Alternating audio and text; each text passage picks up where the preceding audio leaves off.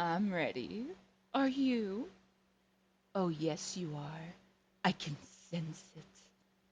We are all ready for the hottest podcast blending Second Life and real life. Boys and girls, it's time for the fourth wall with Paul and BK in three, two, one. Talk to me.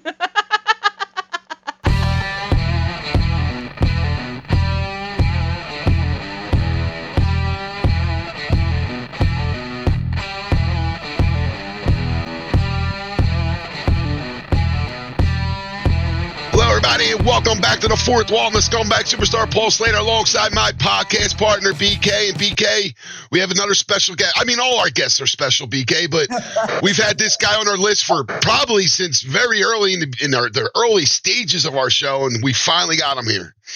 Absolutely, and it's funny that you say special because I always talk about somebody being special, and it's spelled Speshul. So yes, all of our guests are special. But yes, he has been on our radar for quite a while, and it is about time that we got him to sit down with us. We have the one and the only Dwight Slade with us today. Dwight, welcome. Howdy, howdy. And don't worry about the special thing because I've been told I am special. Anyway.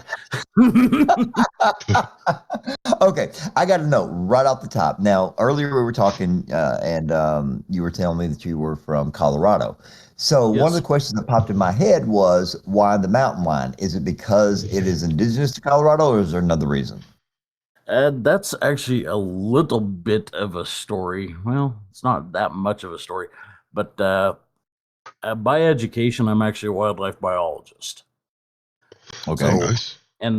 And big cats have always been kind of fascinating to me. And the North American big cat, of course, would be the mountain lion.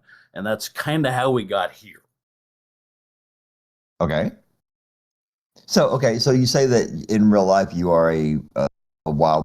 That's biologist, right? interesting. That's interesting. By education, yes. That's 4 years of my life at Colorado State, studying wildlife biology, fishery biology minor, and as far as career goes, I've actually wound up managing two-legged wildlife in that I'm a corrections officer by trade. So What? Okay, so it's a bit of a It's a bit of a departure, isn't it? A little bit. So now I got to know, how did you go from being, hey, I want to deal with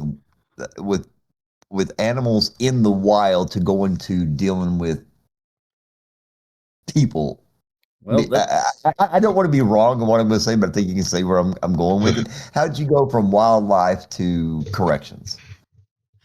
mostly because natural resources jobs are an enormously, absurdly competitive field.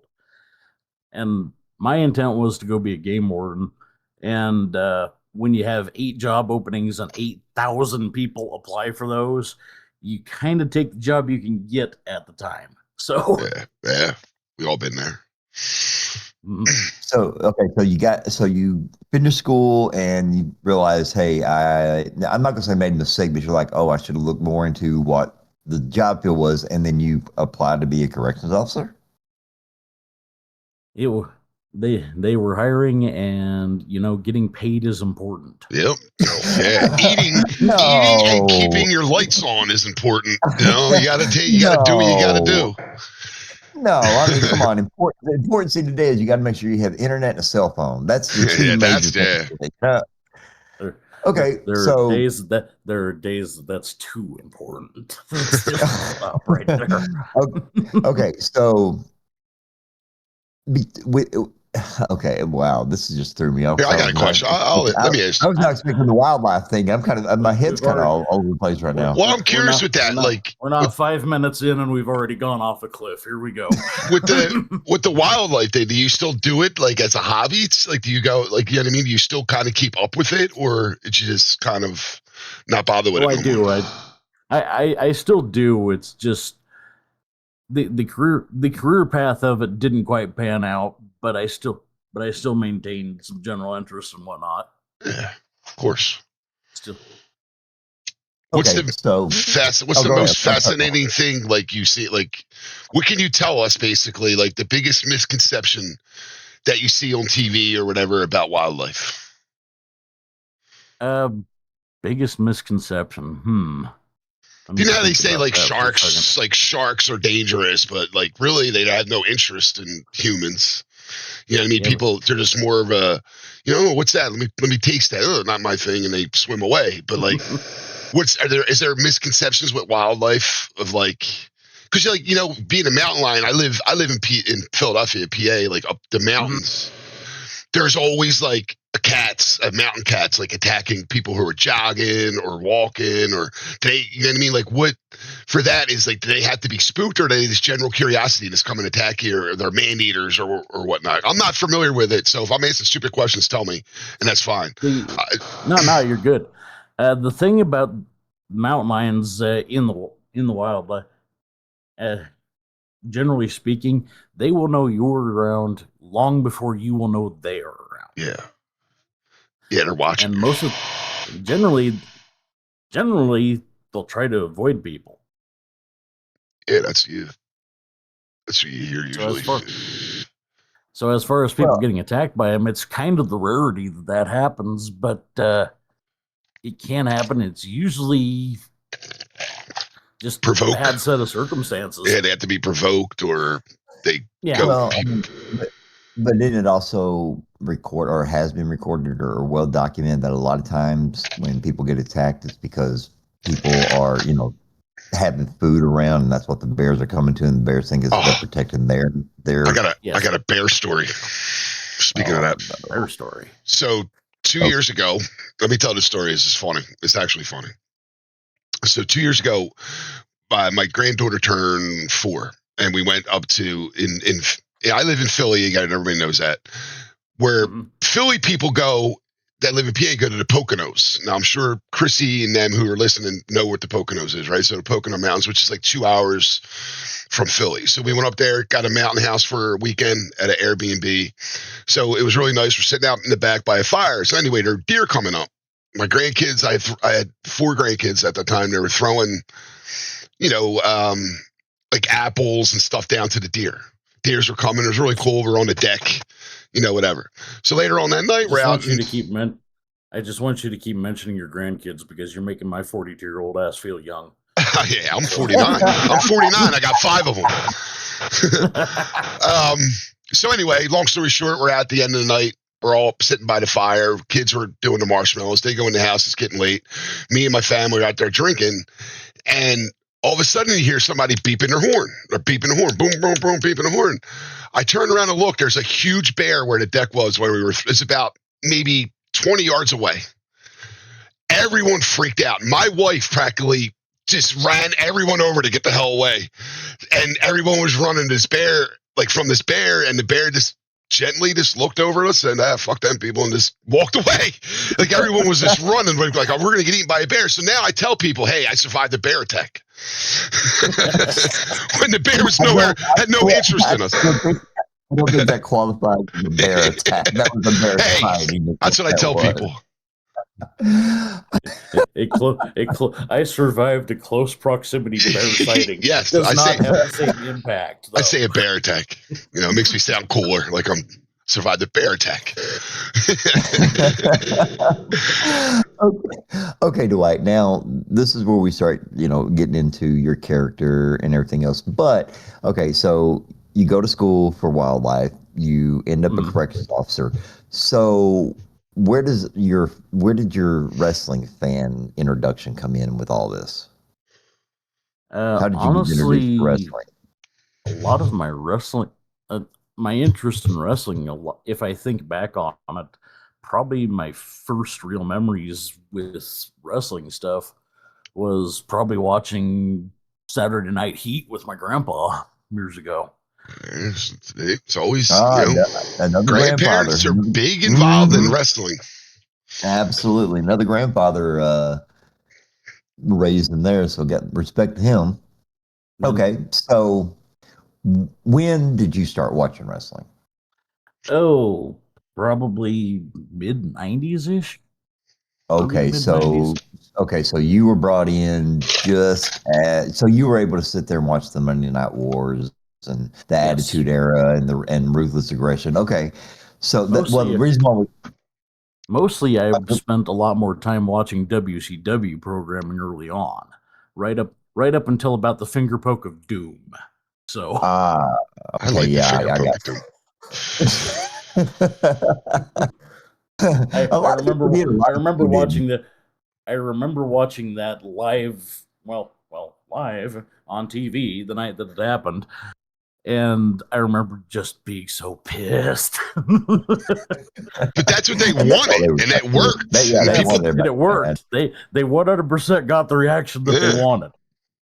Okay, And all I so could and no, all I could think was, we were all big on NWO Wolfpack, and now they're just combined everything, but there's still hope because we still have Diamond Dallas Page. okay, so that gives us the establishment of what wrestling era we can talk about with you as far as your fandom and all that stuff. Because Paul and I are back in the 70s, early 80s, and all that Mhm. stuff, and so we try to establish. Okay, so you said Now, that you were watching. now in my more recent years, I've gone back and watched some of that stuff, so I am a little more familiar with some of that stuff now than I used to be. Okay, But so as far as stuff that I watched growing up, mostly probably from the early '90s on.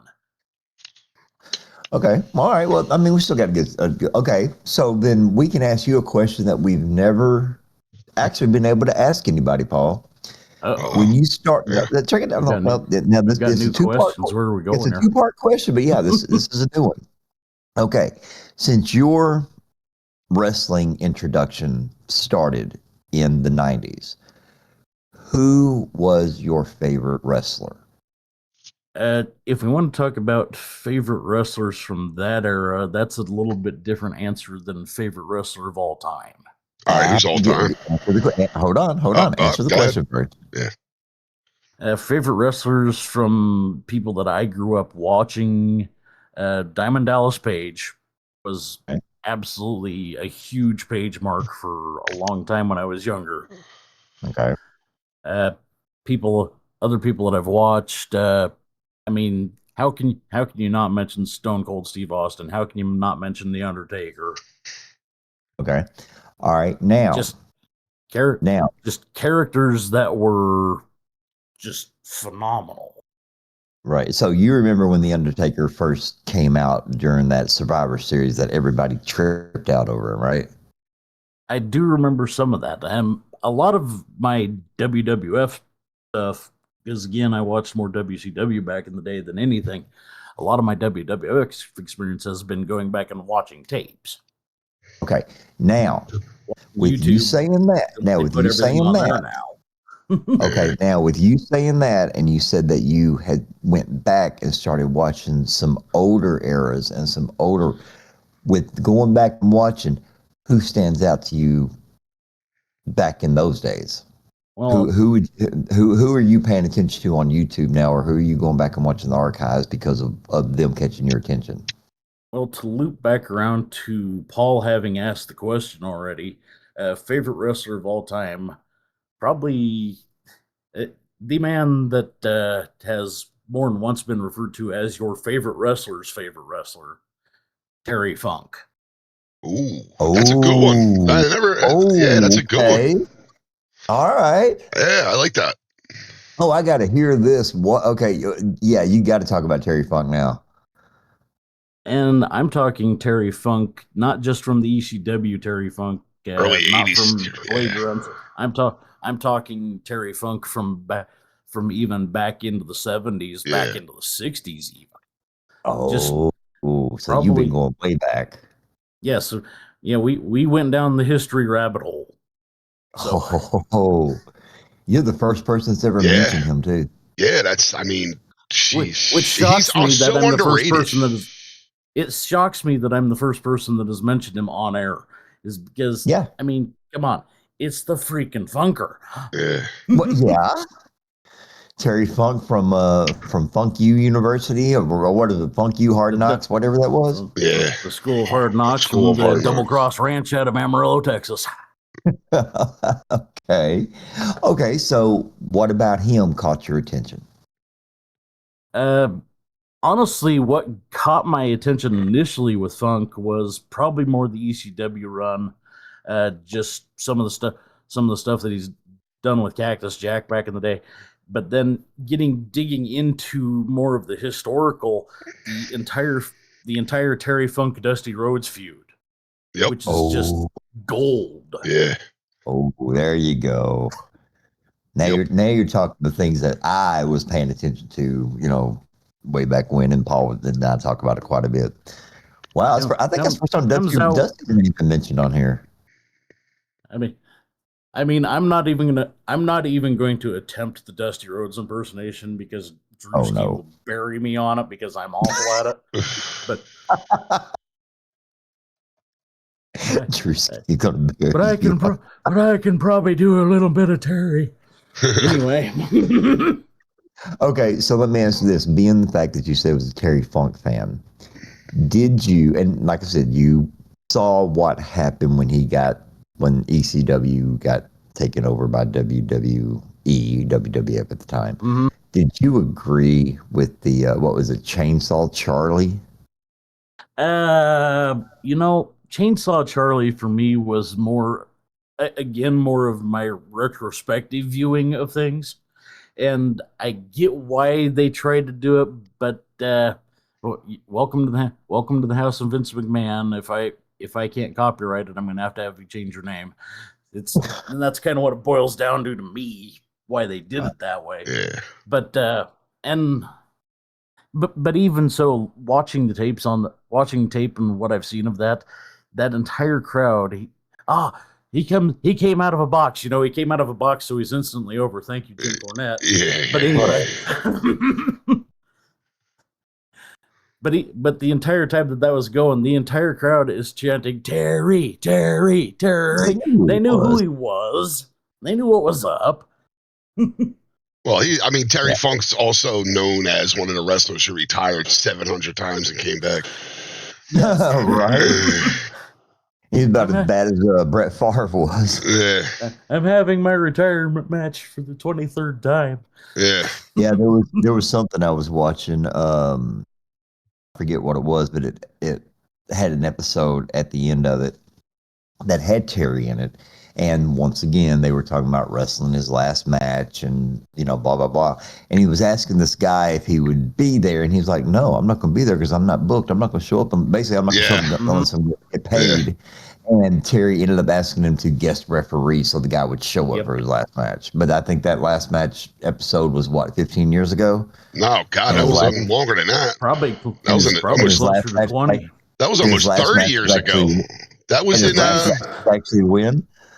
That was in Beyond the Mat. So that was 97 that came out, 98. And he didn't retire till probably 2010. Something like that. Something like that. Okay, so now the fact that that was his last match in Texas. Yeah. And that he kind of reminds me of X a Terry little Funk bit. and Bret Hart, which was a good match. It was actually I have seen that one. Was fun to watch. Yeah, Terry Funk was kind of like, how we're always making fun about X, but what's your favorite match? The next one. Terry wins your last match. The next one. The next one. Okay, so we got a little bit of history on you as far as your RL goes. Now, how did you discover SL and how did you discover SL wrestling? Actually, that's kind of a weird story. Because as far as wrestling stuff goes, back when I was still probably junior high school, I got into the internet-based pro boards, forum-based eFed stuff, and did that for a few years. And it was actually one of those guys that actually got me into SL. Oh, okay. Explain that. And basically it was just hey, I found this thing, maybe you want to check it out. Okay. So we're both goofing around with that's SL. Blind faith. That's blind faith. Well, the fun thing about that particular group of EFED guys is we still have a Facebook chat to this day. we still talk to each other off and on. Wow. Good guys. Trust them a Uh, bunch. We, okay. we we became kind of a ragtag band of brothers type situation. So Ah. And that does happen. You do end up forming some pretty funky and some pretty unusual and unexpected friendships online, one way or another. mm, but yeah, it was Isn't one that of right, those Paul? guys. Yeah. Oh shit! Jump ahead. I mean, here we all are. How did this happen? But anyway, Right. but Okay. yeah, it was one of those guys that got me into SL to begin with. And Hmm. funny thing about it was we we never thought back then about wrestling in Second Life. Now, this was probably God, how long have I been in SL? Damn near 20 years. 19 years, 9 months. Jesus. Oh wow. What am I still doing here? All right. But at that point in time, when we got into SL, that was probably a year or two before Alpin Chris and Eric Stewart and everybody else kicked everything off as far as what SL wrestling has become. So it was just something we never thought about. Uh, Actually, for a lot of my early years in SL, I was doing a lot more Star Wars based role play stuff, but never really circled back around to wrestling in Second Life until like 5 or 6 years ago, when it got in my head about, I wonder if there's wrestling in Second Life. Did some searching, and well, yeah, 5 6 years later, here we are. So clearly there is. Oh, yeah, absolutely. Or we wouldn't be sitting here doing what we're doing. Yeah. but if But I have to say, in all honesty, if I had known about SL wrestling sooner, I probably would have been involved sooner. Yeah. Well, Same. It's I just, feel the same way. If I would have known about it 15 years ago, I would have been involved. oh, absolutely. Because like I said, I'm 16 years old in here. Had I known about it, I would have gotten involved a lot sooner myself too, because it is a lot of fun. Okay, so you discover SL wrestling, and just basically by doing a blind search, and here's what you did. So, how did you decide that you were going? So, what was the decision, or what helped you decide that you wanted to wrestle and you wanted your character to be a mountain lion? well, as far as the mountain lion thing goes, that was a series of genesises over the early years of SL. Uh, when I first joined Second Life, came in as a human. I didn't even at that point in time know that the furry community was even really a thing. Believe it or not. Okay. Okay.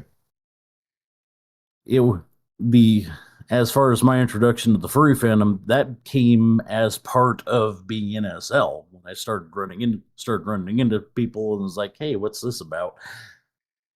Initially had some met some decent people, had some situations happen that was like, yeah, you guys are freaking weird. But Yeah, but nothing then I weird there. started meeting more decent people. And it was like, wait a minute, I've been watching Looney Tunes and everything else all these years, and of course Disney's Robin Hood, which is like Genesis point for so damn many of us. But and went from being human to being Nico for a while. It's like, Okay. okay, so we're half cat. Hey, this is kind of cool, fun. But and then went from being Nico to being I was a horse for about a week, and it never felt right. Okay. Hey, at least you're Went, willing to try. hey, it was an experiment. Okay. Well, I mean, We all have those. mhm. Uh, All right. So you gave up then being a horse after a week. wound up going to being a orange tabby cat for a while, and then I remember it was right around Christmas one year. The gal I was with at the time actually came up with this early mountain lion avatar, and once I put that together and had it on, it was like, yep, this is home. This is where I belong. Ah, And okay. I've been a mountain lion in SL pretty much ever since. Okay. don't think I've ever heard anybody's evolution be quite like that. It's usually come in here, saw somebody wearing something, thought it was cool, decided, okay. I've never actually heard anybody go through an evolution where you went through two or three before you decided. Because most people, once they realize, they're like, oh, this is what I want to be. At least you're willing Yeah, to experiment. I give you kudos for that. yeah, and this is like version 7 or 8 of Mountain Lion me over the years, and Oh, best so far. But I mean, look at how far SL has come in the amount of time I've been around. I mean, I remember the dark ages before flexi prims. We had plywood capes, and that was how we liked it. But anyway, yeah, I remember flexi programs. Remember a lot of stuff. Okay, SL wrestling time now. Strictly SL wrestling for. I'm gonna go ahead and hit you with it right now. Your favorite opponent. oh, favorite opponent out of people that I've worked with. There's one that I keep liking. I always like working with the guy. Doesn't matter what character. Doesn't matter what character he's running at the time. And here we go again because the name's going to come up again.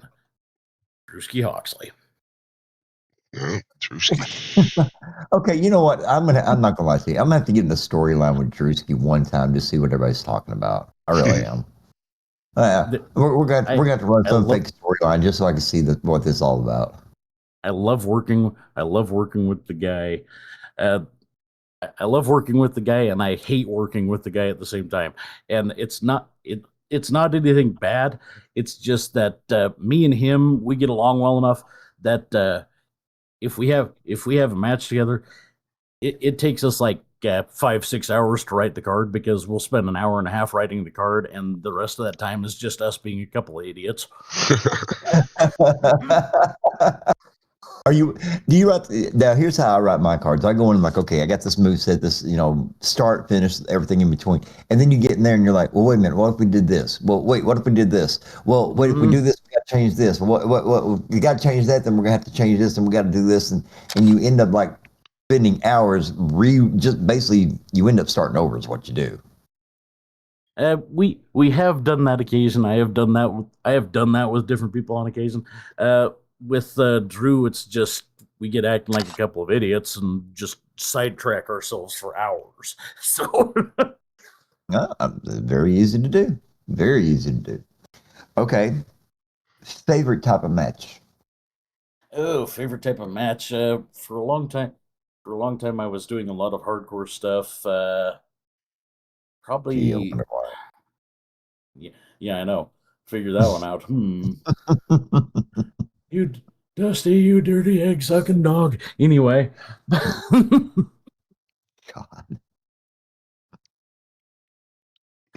uh, I enjoy doing that stuff. As far as, hmm, I'm just trying to think about matches that I've done.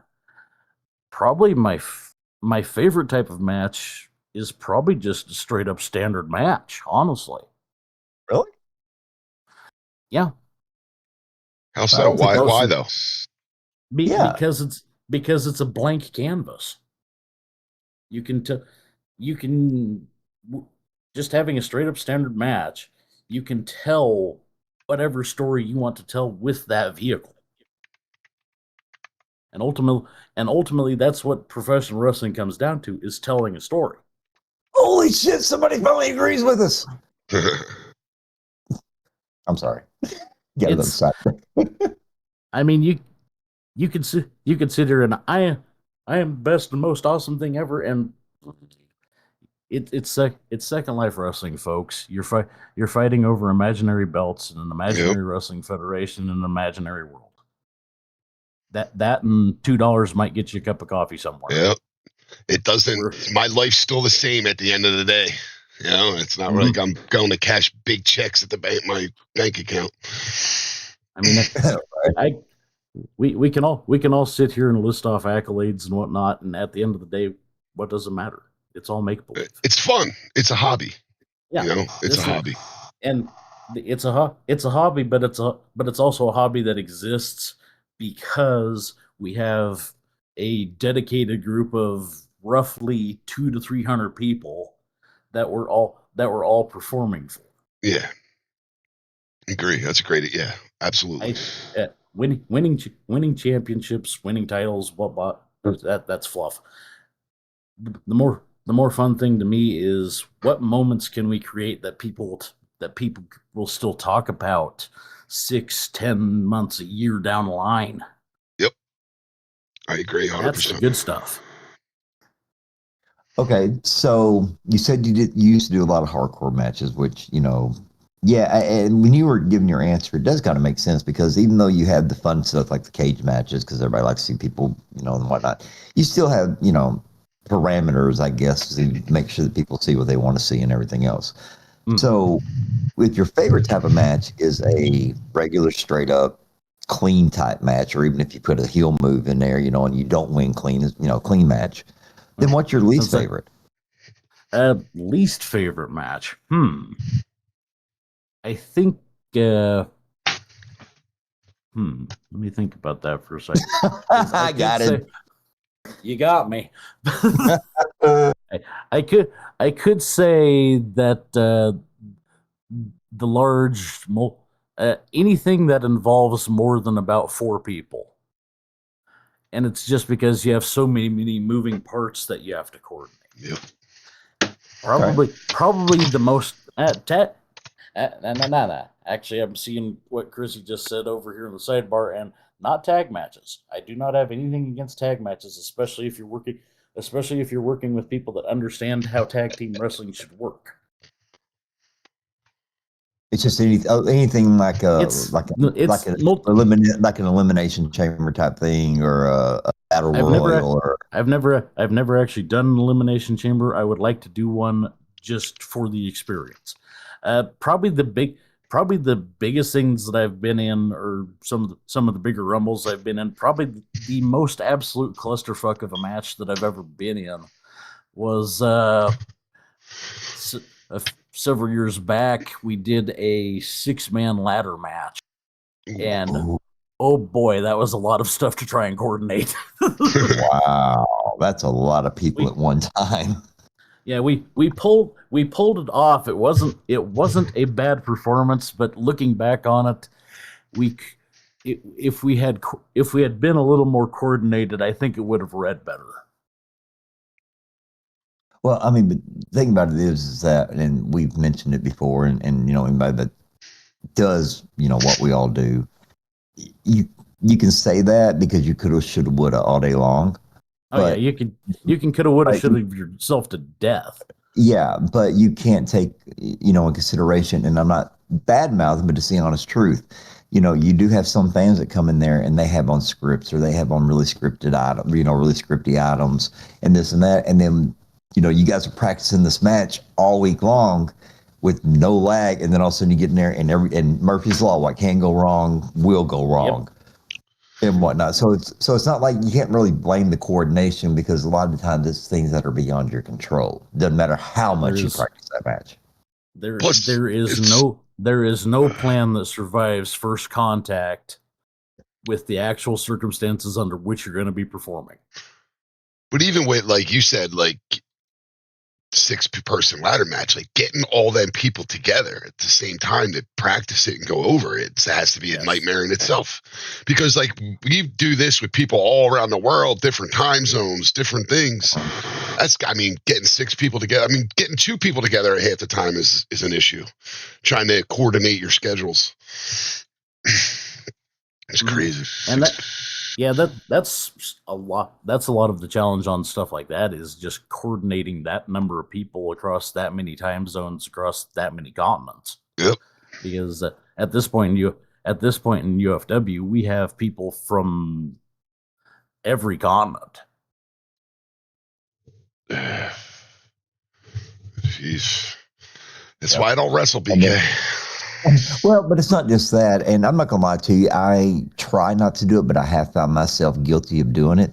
Even the performers, when they're standing back here, and even if they're the main event or they're the second match or whatever, they're all wearing their hoods at the same time. And it's like, my suggestion is that leave it off. When your match or your segment is coming up and what you got to do. All you got to do is say, okay, this is coming up. Put your hood on. put I and think that and then the ones that come from doing it, because you got to climb in and out of the ring, got to have your HUD to go in and out of the ring. Once you get done with your promo, once you get done with your match, just come out and just take it off. yeah, I think a lot of That it would help too out a lot. with that is people don't want it to screw up. Like they're going out and they put their HUD on and then won't come on. And I've seen that happen with a few people. Like they couldn't get their HUD to Yeah, attach or things like that. yeah, but like I said, there's a lot of factors. Like I said, I've been guilty of it. I mean, if you've been around Second Life any length of time, you fully understand the reality of if it can go wrong, it will find Yep. a way. Yeah. Right. Murphy's Law. I mean, Absolutely. I always tell the story. I told this before. Like the very, very first match I've ever had, we were running a storyline like 4 or 5 years, probably 5 years ago, almost now. And it was the very first time in the ring. We practiced it. Everything went great. Everything was fine. Again, I'm pretty new to Second Life. I'm probably maybe less than a year in, and I never really experienced being in the ring, because I was basically a commentator. And first thing happened, I go to start the match and my HUD freezes and I panic. And BK's in the call at me and he's like, "All right, relax. Just do this, do this, do this, do this. Everything's gonna be fine. No one knows. Just relax." Then the next week, we're doing with a few other guys. He's like, "What do you mean your HUD's not working?" But at the same time, but to be honest, it was fair because that was his first match, and he didn't to freak out. The guys that I was in there with knew what they were supposed to be doing, and they act like they didn't know what they were doing. That's what really irritated me. Is they were like, "What am I supposed to do?" It's like, "Well, you've been in here for 3 years, okay, whatever." That's always a fun. That's always a fun experience when you're working with somebody and they're just as confused as you are. That's great. I have to agree with you. It really, really is. Yeah, that's one of Paul's favorite stories. Okay, Yeah. so The next week made it funnier because how you snapped on him. yeah, well, you got to adapt to who you're working with. And the guy that I was working with, let's be honest, he was an idiot. You know who I'm talking about. I'm not going to call the guys. Yeah, I know. Who it was. I know who it was. Okay, so you made mention that you don't mind tag matches. Who has been your favorite tag partner? I like tag matches. I haven't worked a whole lot of them. I can only think of offhand. I can only think of 2 that I've actually worked. So I can't really throw a favorite tag team partner out there yet. Okay, because I don't have enough experience doing that I can really say. Okay, then let's reword this. If you were told that you only could work tag matches, who would you choose as a partner? If I was told that I could only work tag matches, who would you choose as a partner? Out of people that I have I have some experience with and know how they operate, I'm gonna go back. I'm gonna go back to it again. You're gonna say Drew's Kiarki. And if you're out there, Hawks, and if you're out there, you know what's up because we've talked about it before. We just haven't ever had an opportunity to do it yet. Let's put the Cowboys together. Dwight Slade, Drewski Hawksley. Let's roll. But anyway. Okay, this is going to end up being a fight. I'm saying this because I know Drew well enough that I know his philosophy on how he does things and whatnot. I know the guy is very capable in tag teams. I mean, right now, him and one of our other performers in UFW are the current UFW tag team champions, Cybertension. So it's not the Drewski character; it's the Neon Shadow character, which is just a riot to watch anyway. Mm-hmm. Yeah. Paul and I mentioned that. What was it? The short circuit match or whatever it is they wanted to call it was one of the funnest things that we'd ever called because we were completely confused how it worked. Okay, I have seen it. Now you do realize if you naming off Drewski so much, there's going to end up being a beef between you and Sparksy, right? It's funny that real quick. It's been a while since I've worked with Sparksy, and I would work with Sparksy again. I would actually not mind working with Sparksy again at some point, because the last time we worked together, that match didn't quite go as well as I think either one of us would have liked it to. Yeah. And I'd like to kind of redeem that at some point. I mean, yeah, but yeah. So what is it going to be, like a Drewski on a pole match or something? And whoever wins gets him as a tag team partner. That was a mental image that I'm not sure that I needed or wanted. Thank you. Sorry, Drewski. I know you may have to listen to this, or somebody's going to tell you, what the hell? Oh, okay. It took us 2 I years. will. That match in Fusion, me and BK were commentators, and they did this short circuit match. We were confused, and we were confused for 2 years until Drewski came on the show and actually explained it to us.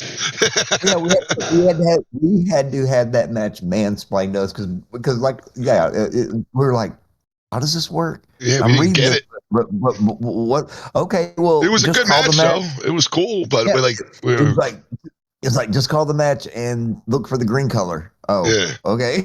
Mhm. And Drewski came That on was- and they actually explained it to us, and we're like, oh. right. Yeah, it's like, oh, okay. Not a problem. Not a problem. All right, ladies and gentlemen. I have seen the tape of it, and oh my god, those two idiots! But it was a lot of fun. It really, really was. And them two idiots can go for me and BK too, because we felt like idiots on the commentary desk. Yeah, we did. We were able to bullshit our way through that. That's exactly what I have that. been there. I have been there. I do step in on commentary every now and then. There for a while, I was doing a lot of commentary, and sometimes something happens to the ring, and you're like, duh. What? Yep. Exactly. I do agree. If you haven't already, make sure to like and subscribe. And we're going to take a quick break and hear from our sponsors. And we're back, and we are sitting down with the one and only Dwight Slade, one of the premier wrestlers of the furry community, and we're very pleased to have him here. And we've learned a lot of interesting things about him, like him going to school to be a wildlife biologist, and he ends up being a corrections officer. Then we got to learn about your indoctrination into wrestling, and Terry Funk being your favorite from way back when, and then when you came in. So have you been following any of the wrestling? Because a lot of the people that listen to us are wrestlers, are in the SOWC, and a lot of them will put stuff up about, they talk about wrestling in our server and some of the other servers. Don't see you talk a lot about wrestling unless it's with your character. Do you not follow wrestling anymore, or you just you just only do it while you're in character? I still follow as far as my socials for this character go, especially since the heel turn. I've really been trying to keep that more in character focused, so I don't cross post a whole lot of other stuff from outside of that. Yeah. Okay. But as far as following wrestling goes, I still do most of the stuff that I watch now is just catching the highlights on YouTube, because I don't have 12 hours a week just sit and watch television. So yep, right. That's what I do. Same thing. Yeah, YouTube is great. Although sometimes I get a little irritated because I find out results before I really want to. Sometimes. Okay, so I got to know this. You said that your heel turn was quite recent. I am always curious how. What did you do to do a heel turn? Like most people, they'll be talking to quote unquote, be doing a promo with a friend, and somebody will come out and somebody will get attacked with a chair, or like Paul and I did, and everybody's very well known when Insidious was brought in with Paul and Hal's feud in OEW, that Insidious, the older version of Insidious, showed up out of the blue, attacked Hal, and that's when everybody knew that Paul had turned heel. What happened with yours? How did you pull yours off? Basically, I went and joined a cult. But anyway, one of the factions that we have over in UFW is called the Illuminated, and that's the Sure. the leader of that faction is a character known as Silvervale. Hi, Silver. And then we have another character that's a member of that faction. And basically, what happened was we came up with the scheme of what if what if Silvervale gets inside of Dwight's head a little bit and plants that seed of doubt or whatever, and we bring him over to the dark side, because the entire time that I've been running on SL Wrestling, I've always been a face, Oh, and it was okay. just well established that Dwight Slade is a face. He's the good cowboy. This, that, and the other stands for right, and blah blah blah. And then we just flipped that script entirely. Oh, What do you like better? And Do you now find it more fun being a heel? so far I'm finding it's letting me do things that I haven't been able to do before. Yeah. It Oh, kind you of mean let me like being pull yourself? it let me pull the corks out of things a little bit more. And because basically what I'm doing with the heel version of the character is he is basically just the big looming enforcer for the Illuminated. Okay. So I went from working more. If I had to describe the way I was working the character before, it was kind of more parts Stone, more parts Steve Austin, Undertaker, a little bit of funk dashed in, and then the way I'm working him now is more Undertaker, Kane, just big, violent, smashy shit. So, Okay. So you don't. So you're the muscle. yes, that was the entire premise of doing it, was that he was going to be the enforcer for the outfit, basically. Oh, Get more that's freedom. funny. More freedom now to do more Sorry, things. that was good. How did you do a heel turn? I joined the cult. Pretty much. that's that's got to be the most straightforward answer I've ever heard. Well, it's the simplest way to describe it. Well, I mean, it's the truth, right? It is, in a nutshell, exactly what we did. So Basically, it's more. Was it more like a brainwashing type thing? not so much a brainwashing thing as much as for a long run there, the Dwight Slade character had been kind of in a losing streak, and let's just say the cult leader. Oh, he's not a cult leader. He's the Reverend of the Light. Anyway, but I he he basically sees the opportunity to get inside my character's head a little bit and be like, you could be so much more, man. so Gotcha. so here we are. So here we are.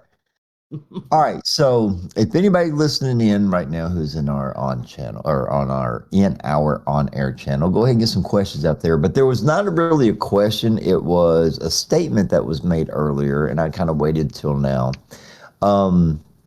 Chrissy said, because you were talking about your wildlife aspirations, she wants to hear about what was it? She said big bears. She said she wanted to hear about big bears, right? Yeah, that's what she wants. Yeah, she wants to know about big bears. Not quite sure what she wants to know is like how big do they get? Which ones have you ran into? I'm not sure what it is. She said she wants to know about them. The thing about me and bears is I haven't actually done a whole lot of work with bears. Did I ever tell you I survived the bear attack? So You survived bear sighting. Paul, you survived a close proximity bear sighting. I swear to God, I'm gonna tell you something right now. I can hear it now. The next time Paul goes out to the promo, what you people don't realize when I go to the about the bear attack, so I come in here and entertain you all. I can just hear it. Now Okay, it'll there be you I go. fought a bear. Yeah. Well, This no, is this is how legends are exaggerated into Yep. existence, Yep. people. well, with Paul will be one of those like, I told everybody if you ever see me and a bear fighting to help the bear, I'm still standing. I can hear it now. I can I just hear it survived now. almost being run over by my wife. That's what I survived.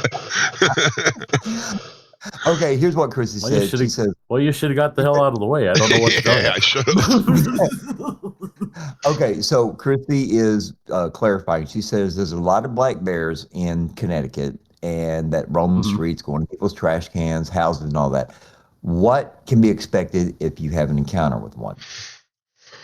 Uh, make yourself big. Make big, noisy, scare them off. If they don't scare off, you're probably dealing with a bear that's been more acclimated to people. In which case, you probably need to get your animal control and your local wildlife people involved. Well, I don't know about anybody else, but me personally, I'm not going to stick around to see exactly how Yeah. acclimated they are. I'm sorry. I'll call Paul. I'll have Paul Yeah, come deal with it. I ran. That's what I did. And I run so far away. Yep. Oh God, you got me going to a coffin pit again. You got me laughing so hard. Oh, good Kill grief. your ego and your running shoes. Yeah, exactly. Kill your ego and your running shoes. Kill more than your ego, right? Sheesh. Okay, so um, you've mentioned what kind of matches you like, what you don't like, and the ones you're okay with. Now, here's something, and we've asked everybody this because everybody has their own opinions, Well, and I will say this until the end of I time. would like to loop back around to one thing. It's as Okay. far as the multi-man matches, it's not that I necessarily dislike them. It's just they are the bigger challenge just because there are so many moving parts to coordinate. Yeah, I mean, I've been in some pretty big matches like that, so I completely understand, and I do get it. And it takes a lot of preparation. And then, like I said, Murphy's Law. If it's gonna, what can't happen will happen because you can sit there and go, "Oh, we can do this, this, this, this, and this," and you don't expect the person that comes in and is everything that they have on is completely made out of mesh, and they don't know how to delete the scripts once they get everything set, and they're wearing 300 scripts. You just cannot prepare for that because you don't know. I have been there. There's been a time there have been times that I have been that guy. So Well, with Wow. the fair, I'm sorry. that. I'm sorry. Go ahead. Finish your statement. I'm not going to deny that there's been times that I have been that guy. So, but the thing about it is learn from it. If there's anything you can do moving forward to try and streamline things and not have as many issues, do those things. This is at some point this kind of becomes a game of inches, and if you can do any little thing to optimize, do those things. Try and make the experience better for yourself and the people that you're working with. Okay, that's very fair. Yeah. Okay, here's one for you then. If you could change one thing the whole time you've been wrestling, if there's one thing that you either were, when I mean by change, it's not always, oh, maybe I should have or I shouldn't have. What is one thing that you would have done differently that it's always like, I could have done this differently, it could have been done better, it could have been, what's the one thing that you wish you'd go back and change? One thing that I wish I could go back and change. Hindsight on it being 2020.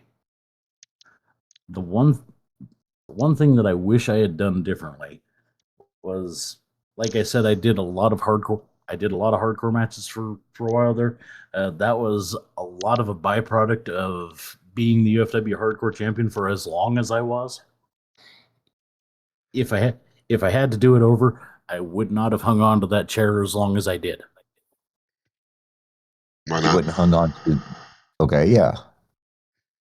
And a lot of the reason that I wound up holding the UFW hardcore title as long as I did was because at that point in time, it we were going through a lot of flux as the Fed and personnel changes and everything else, and it needed a stable place to be, and I was the guy.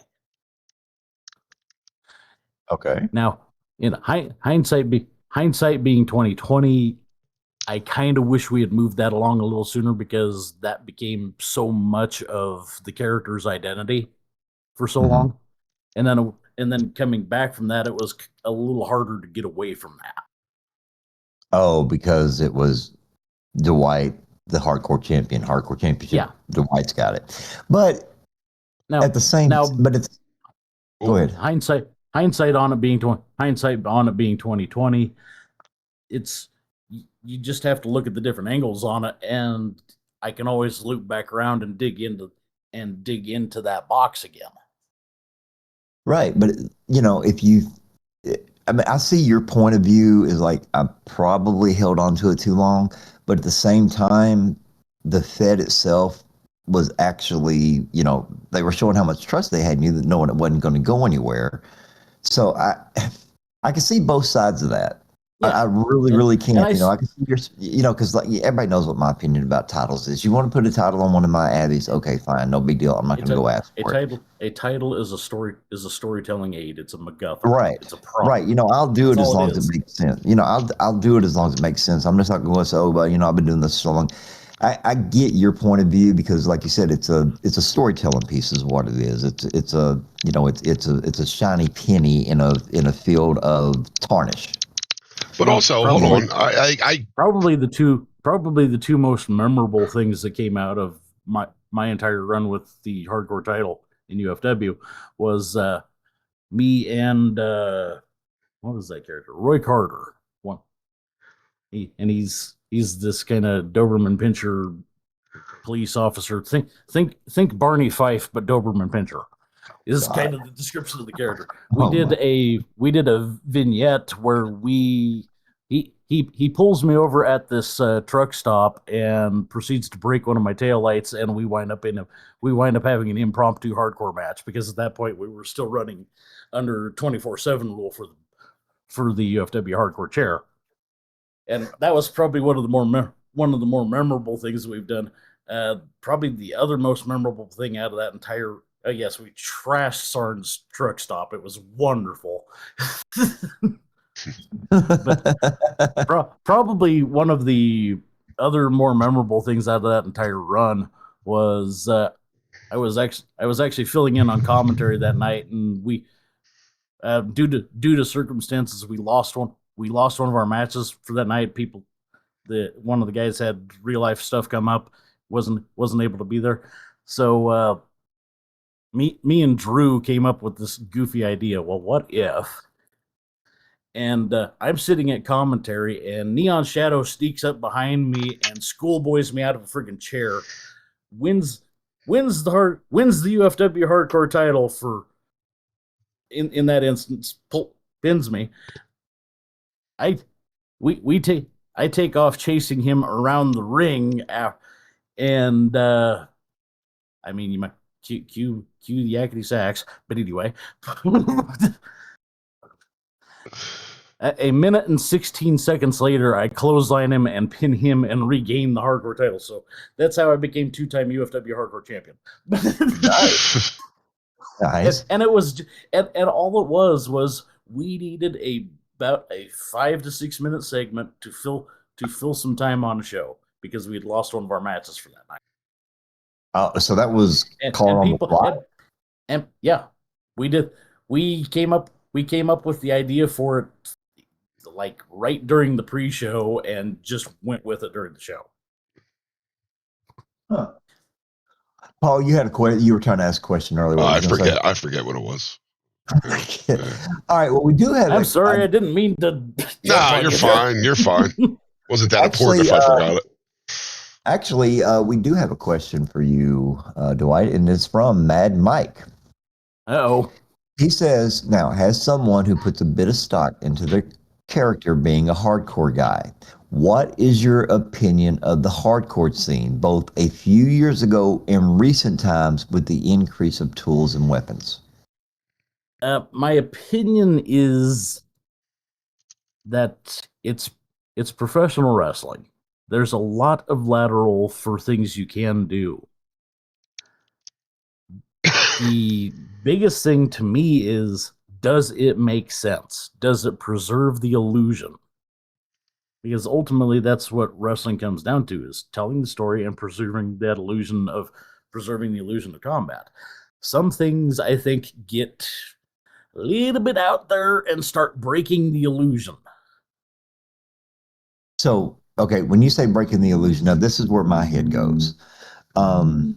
Everybody, and you're going to know this because you said earlier that you kind of started watching wrestling pretty much around the Attitude Monday Night Wars era. When WWE started mainstream and hardcore, in my opinion, they were doing it right. Well, then you had WCW. I thought they were actually doing a decent job of it at that point in time. Right, and that's what I mean by right, considering what they were working with. So they were doing it right because they had the ECW guys who knew what they were doing, and they were, it was, trickling over, and everybody else was catching on to it. But then you had WCW that turned around, and they come out with their hardcore title, but they had some of the worst matches. Like, what was the one? They were in some kind of scrapyard and had a bunch of cars and things like that. And Jimmy Hart Vince Russo. Anyway. Yeah. And Jimmy Hart made the comment that he was like, or I think it was Jimmy Hart in one of the interviews. He was saying something about, well, they were doing this and they were doing this and they were evolving it and putting things in there. He said then we were pretty much trying to play catch up. And we were trying to do he said we were trying to play catch up is what we were doing. It's really dumb. He said, well, this week you hit them with the car, and next week you hit them with a bus. What's next? An airplane. And then after that, you don't have anything left. He said, because pretty much WCW watered it down because they were playing catch up. And that's the challenge. And that's a lot of the challenge with working hardcore matches, in my opinion, is maintaining a semblance of credibility, because you can continually escalate and continually escalate and continually escalate.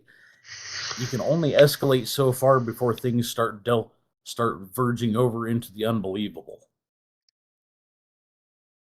Now, that being said, and I know Mike a little bit, and I know your penchant for deathmatch nonsense. Here. Oh no! You fired up my inner cornet. Be aware. But anyway, it has. Yeah. And I get you on the people like horror thing. I can understand some of that. I'm not saying the deathmatch stuff doesn't have its place. My thing about so much of it, though, is that just maintaining the illusion and maintaining the believability. Is this guy beat the shit out of this guy, and he's all slashed up and burnt and fried and beat over the head with light tubes and everything else and whatnot. And then the next week he comes out and it's like he's perfectly fine and nothing happened. That to me breaks the illusion. Yeah. Yep. All right, that's fair enough. It really is. Okay, cool. All right, well, we are running out of time, and this is usually the opportunity that we give our guests, Dwight, and of course you're going to be afforded the same opportunity. This is where, if you have any information, any words of advice, any knowledge that you wish to pass on to anybody, even those of us who have been in the business, we're constantly learning. Like, I got to go play with Alp and Chris's new HUD the other day, and it freaking blew my mind. But been watching the videos that he's been putting out on that, and I'm fascinated. Yeah, I'm telling you, I got to play around with it a little bit yesterday. He was giving me a tutorial, and the stuff that is in there is just unreal. But anyway, this is a chance, we get any information, any words of knowledge, any advice that you want to pass on to anybody that that listens to the show and is actually you think is going to help them either further their career or get them started in their career as wrestling. The floor is yours. Yeah, before I do that, I'm just looking at what Mike put over here in the sidebar. Also, how far it can go and not be ridiculous. Like, I have a cap, just my cap is different to others, and I always use RL wrestling as a reference. If it can happen in RL, it can't SL. I don't disagree with that. Mike. and your cap and my cap are at very different levels. So, and there's room for all of that in what we do. Well, can you really say that Mike is cap is on a level? I mean, like he's in his own stratosphere. I'm not entirely sure that Mike actually has a cap. He says he does. Like I said, he's somewhere in the street. The jury's still out. You can't even give him, hey, you're on a whole different level. It's like, dude, you're in a whole different galaxy than everybody else when it comes to the hardcore stuff. You really, really are. That's the honest truth. I'm not kissing anybody's ass. Anyway, I'm sorry, Dwight. The floor is yours. Pass on any useful knowledge you wish for the rest of us to hear. Useful knowledge. As far as SL wrestling and being a performer goes, ultimately realize that this is all make believe, and at any point it could go away tomorrow. Yep. Okay. Enjoy it while you can. Work with people you enjoy working with. Put on performances that an audience will enjoy, because ultimately that's what it comes down to: is telling stories, listening to the crowd. Put your ego aside and go out there and try to entertain people, because that's what this is about: is entertaining people. Absolutely. I don't think truer words could have been spoken. As far as general life advice, be honest with yourself and be honest with others. Truer words, I can confirm it. Truer words were never spoken. All right, that wraps it up for this episode. Thank you all for listening, and we will catch you all very, very soon. Dwight, thank you very much. Maybe we have you on again, because sometimes we circle back around, especially when cool things happen and we want people to know about it. So we'll probably circle back around to you. Everybody, take care of yourself. See you all again. Bitch Please has teamed with whatchamacallit. Brings you all of your clothing needs, from custom wrestling attire to everyday clothes.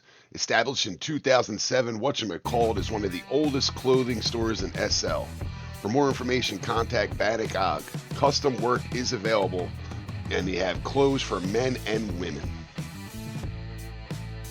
Have you ever logged in a Second Life just to spend time with that special someone, or just to escape that headache called real life, and you just can't seem to find anything to do? Well, here at Warblood City, we have got something for you. Rentable bikes for a bike ride, a cafe for that date night, or a place to catch up with friends over tea and coffee. We also have our very own movie theater, so make sure you check out what's on the big screen. Every year from the 21st of September until the 1st of November, there's Warblood City's annual Autumn Carnival, so make sure to check that out.